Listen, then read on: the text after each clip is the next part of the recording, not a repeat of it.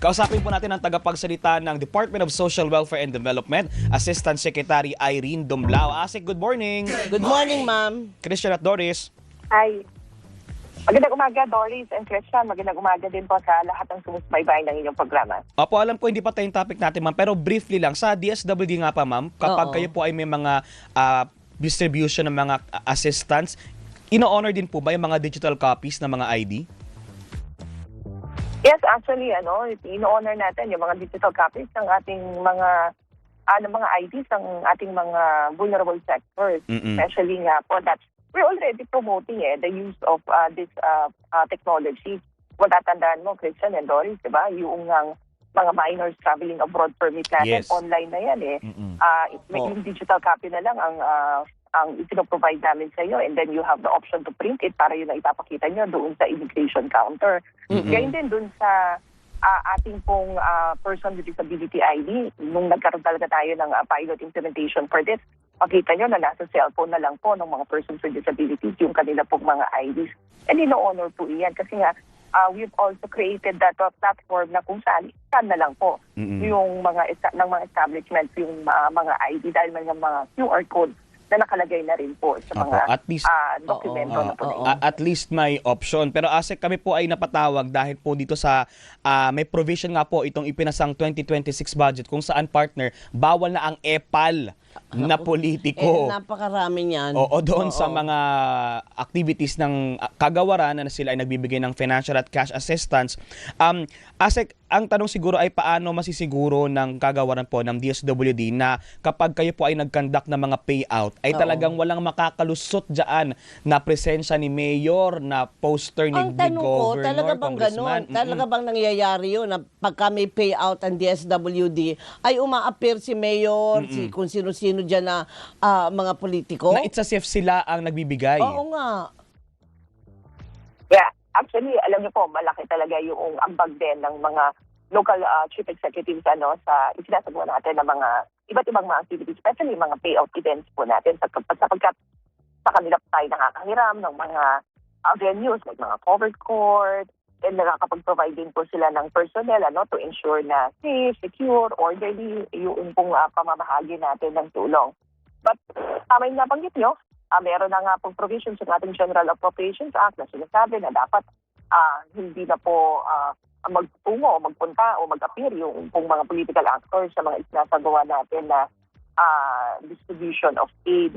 And of course, tayo naman po ay susunod dyan. In fact, kung matatandaan nyo, last year, 2025, naglabas na tayo ng Joint Memorandum Circular together with the DOLE and DepEd na kung saan yung ating guidance, sinasabi niya na bawal nga po yung pagpapaskin ng mga campaign paraphernalia, mga pag-appear ng mga local, ng mga politiko sa mga payout events po natin. At yan din, of course, yan din naman ay gagawin natin. Pagpapatuloy natin gagawin yan sapagkat mahalaga po na ma-insulate natin yung mga programs and services ng department from any form of political interference. So, Ma'am, i-adapt natin yan. And ang mahalaga, Doris and Christian, yung during the actual conduct of our payout, kapag may mga bunapin po ng mga politiko, sabi nga ni Secretary Rex, we have the option to payout activities, hindi po magtutungo yung aming pong mga personnel doon po sa mga area nila. Opo,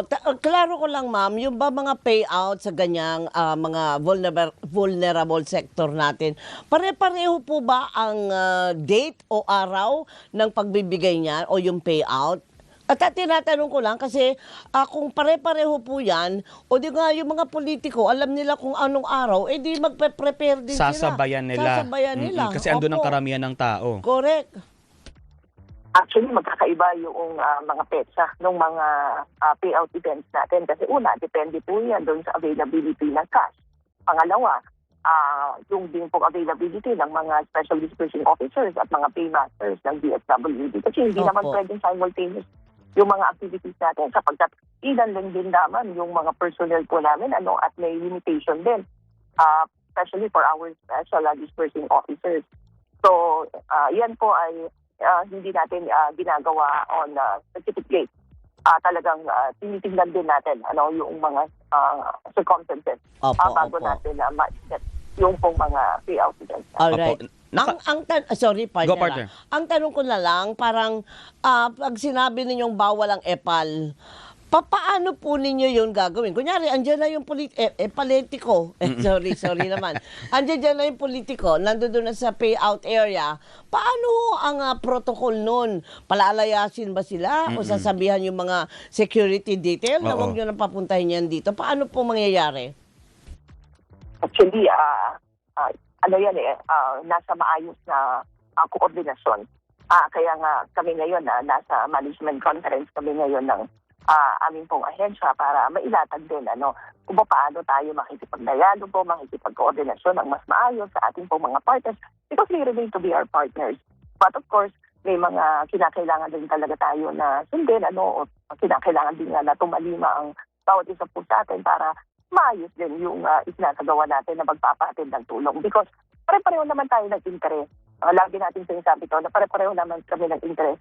At yun ay matulungan yung pong ating mga kababayan na talaga nangangailangan. Their constituents, their constituents are also our clients or beneficiaries. Opo. So again, Doris and Christian, ito ay gagawin natin sa maayos na pakikipag-dialogo with our stakeholders. Opo, pero ma'am, hanggang saan po ang kapangyarihan ng DSWD kung halimbawa po ay paulit-ulit yung politiko na parang hindi natitinag kahit sinisita na ng kagawaran. At the Oo. same time, yung iba kasang estilo nila, wala nga doon yung presensya ni Gov, the congressman, ni mayor, pero yung mga tauhan naman nila yung nandoon. Yun, may bit-bit ng mga materyales. Pwede ba Oo. pwede po ba kayong mag-file ng mag-recommend ng complaint or reklamo against them?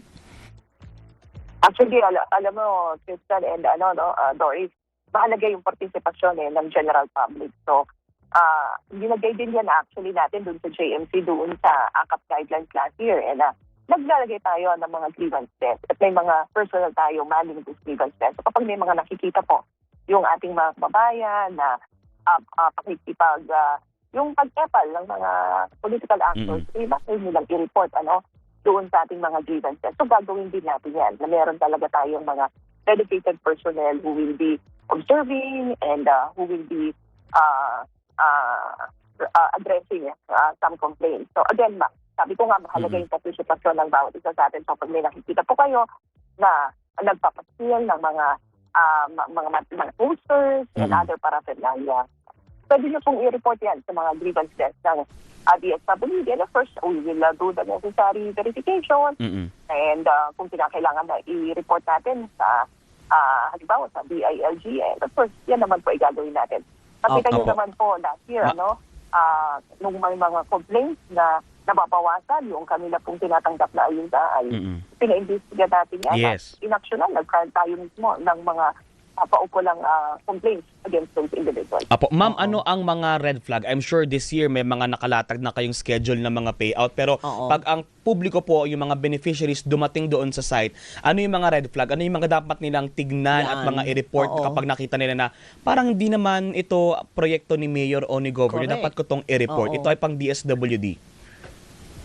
Of course, yung pong mga nakapasil na mga tarpaulins o mga posters na sinasabi na ito ay proyekto ng ganitong official, kinakailangan na i-verify na po natin. Kasi alam niyo po, yung mga ayuda natin, kagaya ng assistance to individuals in crisis situation, emergency cash transfer, yan talaga ay ipinapatupad solely ng DSWD.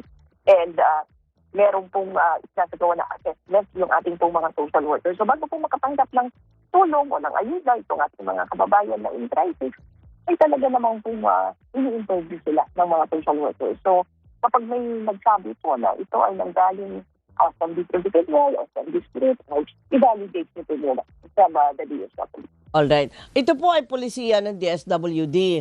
Ngayon, kapag meron po kayong nasabat na isang politiko o mga bata ng mga politiko na sumasabay nga doon sa payout ng mga ayuda na yan, ano po ang pwede nilang kaharapin na hindi naman kaso o sanction? Meron ba? Actually, Doris and Christian, sana nga hindi tayo umabot sa gano'n na nag-penalize tayo, issue tayo ng mga sanctions. Yun yung sinasabi natin na let's be more proactive, let's explain to the public, especially sa ating pong mga beneficiaries, na ganito, dapat alam nila na ang mga programa na pinapatupad po natin ay talagang sa ilalim sa matinding verification and process ng DSWD. And ganyan din po, yung mahalaga na ngayon pa lang nakikipag-usap tayo sa ating pong mga local stakeholders, sapagkat sila yung ating mga partners, na ipapaliwanag sa kanila kung ano yung mga dapat at mga hindi dapat po na gawin. Doon tayo nakafocus, no, yung pong mga mechanisms na mas mag-strengthen ng ating pong partnerships with them. But at the same time, ay hindi naman po na ilalagay sa mga alanganin na sitwasyon ng bawat isa po sa atin. Because again, our focus is helping the poor, the vulnerable, and the marginalized. Apo, last na lang mula sa akin, Asik, paano naman po yung mga cases minsan na yung tao kasi minsan ang tendency nila lumapit mismo directly sa opisyal. Oo nga. At yung mga opisyal minsan sasabihin, sige, endorse ko kayo doon sa DSWD. Yan. Punta kayo doon, sabihin nyo lang pangalan ko. Paano mareresolve naman yung mga ganong parang estilo po nung iba? Kahit sino po, kahit sino, pwede naman pong mag-endorse o mag-refer ng client sa DSWD. Pero ito po yung lagi natin pinapaliwanag. What in ka man, kung may referral ka, dadaan ka po sa ilalim ng assessment ng ating pong mga social workers. At kita kailangan na magsumiti ka ng mga dokumento para po mapag-aralan ng aming mga social workers kung kayo nga po ay nangangailangan ng tulong or you are in crisis. Ito ay makalaga na maipaliwanag natin sa ating pong mga kababayan because hindi nangangahulugan na kapag ikaw ay ni-refer ng isang ng inyong local official, ay automatiko kang makakatanggap ng tulong. Hindi po. Kinakailangan na ma-interview pa po ng aming social worker because yan ang pinaka-safeguard ng mga programa at condition ng DSW. Ayun. Okay, so maliwanag, partner. Sige, antabayan na natin yung mga payouts na abangan yan. natin yung mga payout na yan, Asik. Talagang kung may mga sisingit pa ring epal. Super epal naman kayo. Binaba na nga yung polisiya. Tama na. Thank you, Asik. Okay. Salamat po. Thank you, ma'am.